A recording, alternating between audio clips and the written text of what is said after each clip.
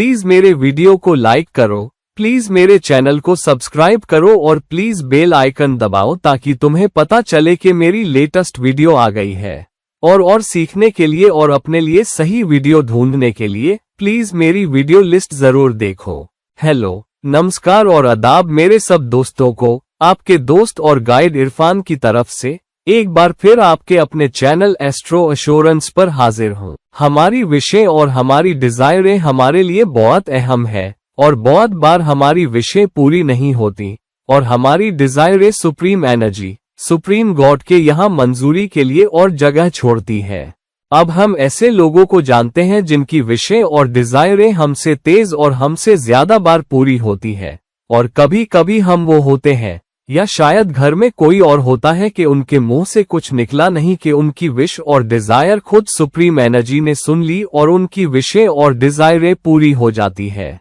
वो विश या वो डिजायर इतनी सादा भी हो सकती है जैसे कोई खाना खाने का दिल करना, या तुम किसी चीज के बारे में सोच रहे हो और वो चीज तुम्हारे पास आ जाए, जैसे घर का कोई मेंबर ले आए या गिफ्ट के तौर पर मिल जाए या कोई बनाकर तुम्हारे साथ शेयर कर दे, और फिर तुम्हें एहसास होता है कि तुम्हें पता है, मैं सुबह बस ये सोच रहा था और ये मुझे दोपहर या शाम को मिल गया। या तुम किसी के बारे में सोचते हो। तो ऐसा क्यों होता है कि कभी कभी इसे डेजा वू भी कहते हैं, लेकिन डेजा वू में मटीरियल चीजों के लिहाज से विशन या डिजायर कम होती है, लेकिन किसी के फोन करने की याद ज्यादा होती है।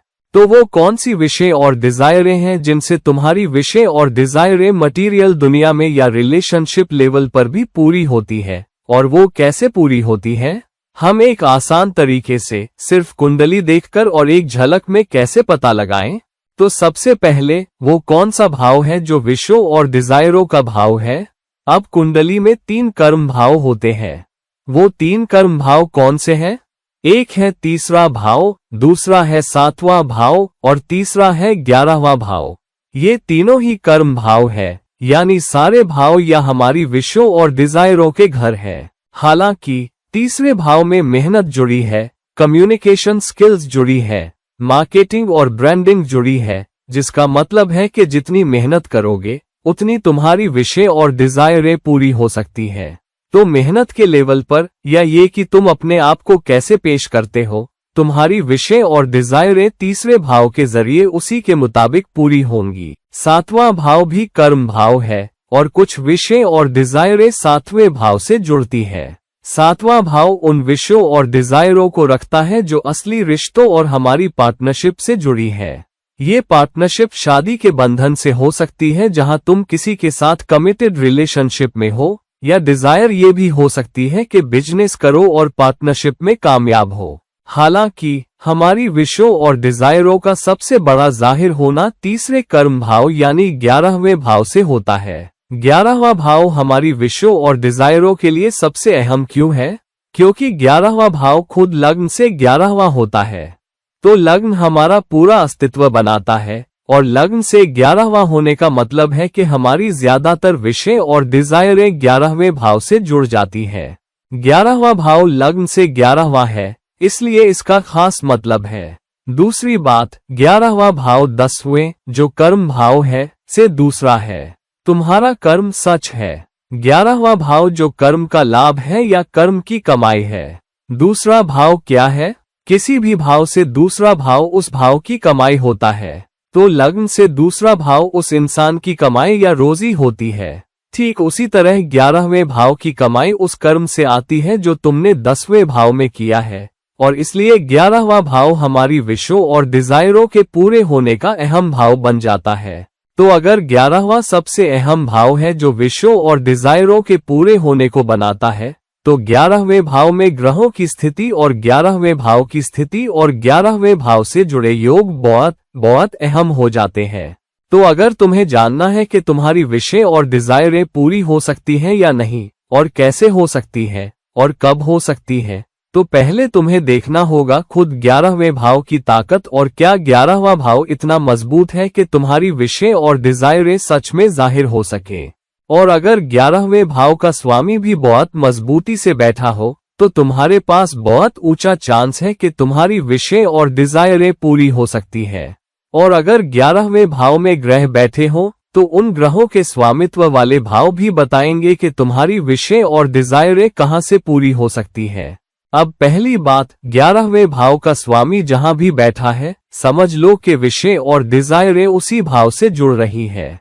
मिसाल के तौर पर अगर तुम्हारा 11वां स्वामी चौथे भाव में बैठा है तो चौथे भाव की तुम्हारी विषय और डिजायरें पूरी हो सकती है और चौथे भाव से जुड़ी हुई पूरी हो सकती है या चौथे भाव से जुड़ा कुछ करने से पूरी हो सकती है। तो अगर तुम्हारी विषयों और डिजायरों का स्वामी 11वां चौथे भाव में जाता है तो मतलब कि किसी प्रॉपर्टी की, घर को सजाने की, घर की शांति और मानसिक खुशी की तुम्हारी विषय और डिजायरें पूरी हो सकती है। अब वो 11वां स्वामी अपने से कितनी दूर बैठा है ये भी उसका मतलब जाहिर करेगा। मिसाल के तौर पर चौथे भाव में 11वां स्वामी का मतलब है कि वो अपने से छठे स्थान पर बैठा है और अपने से छठे स्थान का मतलब है कि तुम्हें सेवा करनी होगी। तो जब तक तुम घरेलू माहौल में सेवा नहीं करोगे तुम्हारी विषय और डिजायरें पूरी नहीं होंगी। जैसे कि 11वां स्वामी चौथे भाव में हो तो जब तक तुम घर में सेवा नहीं करते, अपनी माँ की सेवा नहीं करते, और इसीलिए माँ की सेवा करना इतना बहुत अहम माना जाता है। इस्लाम में कहा गया है कि माँ के पांव तले जन्नत है। हिंदू कल्चर में भी माँ को सेवा की सबसे बड़ी मूरत माना गया है और जो तुम्हें ले जा सके वो सबसे ऊंचा माना गया है और इसीलिए देवियों के साथ माँ का सफिक्स लगा होता है। तो देवी माँ या कोई पार्वती माँ, किसी भी देवी के साथ माँ जुड़ा होता है क्योंकि माँ का ताल्लुक देवत्व से है। तो चौथे भाव की सेवा शुरू होती है माँ की सेवा से, फिर घर के दूसरे सदस्यों की जो तुम पर आश्रित हो, तो पत्नी या पति की सेवा जो गृहस्थ आश्रम बनाते हैं, बच्चों की सेवा, अपने नीचे काम करने वाले नौकरों की सेवा, मतलब उनका ख्याल रखना, उन्हें पोषण देना क्योंकि चौथा भाव पोषण का भाव भी है और इसके जरिए तुम्हारी विषय और डिजायरें पूरी होती है, ना कि सिर्फ विश करने से। लग्न में विषय और डिजायरें तब पूरी होती हैं जब 11वां स्वामी लग्न में बैठा हो, जिसका मतलब है कि तुम्हारी मेहनत से तुम्हारी विश और डिजायर का जाहिर होना ज्यादा होता है। तो जब तुम मेहनत डालते हो तो तुम्हारी सामान्य विषय और डिजायरें पूरी हो सकती हैं क्योंकि लग्न सामान्य चीजों का है और खास तौर पर समाज में ओहदे और हैसियत का, समाज में तुम्हारी इज्जत का। तुम्हारी सेहत भी अच्छी रह सकती है अगर तुम्हारा 11वां स्वामी पहले भाव यानी लग्न में जा रहा है। अगर 11वां भाव 5वें भाव में जाता है तो अब 11वां स्वामी अपने से 7वें स्थान पर है, जिसका मतलब है कि 5वां भाव सट्टे, स्पेकुलेटिव इन्वेस्टमेंट और रिस्क लेने का भाव भी है, जिसका मतलब है कि कुछ रिस्क लेकर तुम्हारी विषय और डिजायरें पूरी हो सकती है और जब वो रिस्क लेना जरूरी हो तो हिचकिचाना नहीं चाहिए। तुम्हारी विषय और डिजायरें स्टॉक्स में निवेश या किसी भी निवेश से भी पूरी हो सकती है। हालांकि अपने से 7वां होने के कारण इसका ये भी मतलब है कि तुम्हें अपनी जिंदगी में आने वाले दूसरे लोगों का ख्याल रखना होगा और बच्चों से जुड़ी तुम्हारी विषय और डिजायरें भी पूरी हो सकती है। शुरुआती शिक्षा के जरिए भी तुम्हारी विषय और डिजायरें पूरी हो सकती है, लेकिन सबसे बड़ा भाव जहां तुम्हारी विषय और डिजायरें लाभ के तौर पर पूरी हो सकती है वो है 7वां भाव, क्योंकि 7वां भाव 11वें भाव से 9वां होता है और 11वां भाव सोशल नेटवर्क और सामाजिक लाभ का भाव भी है और 7वां भाव तुम्हारे कमिटेड पार्टनर के अलावा बाकी सब दूसरे लोगों का भाव भी है जिनसे तुम रोज मिलते हो, जबकि 11वां भाव बाकी सब सामाजिक जनसमूह का है। इसका मतलब है कि रोज रोज लोगों से मिलने और उनसे फायदा हासिल करने की तुम्हारी विषय और डिजायरें बहुत ज्यादा पूरी होंगी अगर 11वें भाव का स्वामी बहुत मजबूती से 7वें भाव में बैठा हो।